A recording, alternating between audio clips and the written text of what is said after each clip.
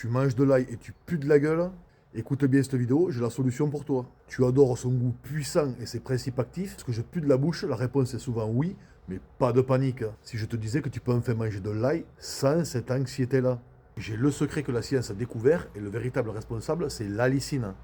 Cette molécule magique de l'ail, une fois dans ton corps, elle se transforme en composé soufré ultra volatile.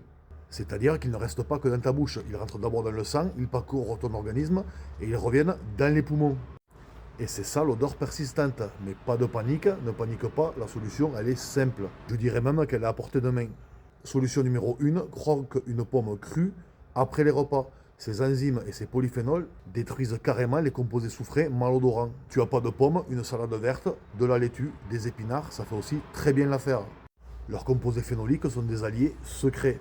Deuxième arme secrète, le lait, et de préférence le lait entier. Bu pendant ou après le repas, c'est graisse et son eau neutralise les composés soufrés. C'est simple, efficace et souvent sous-estimé. Persil, feuilles de menthe, citron, ça fait aussi très bien l'affaire, c'est à essayer.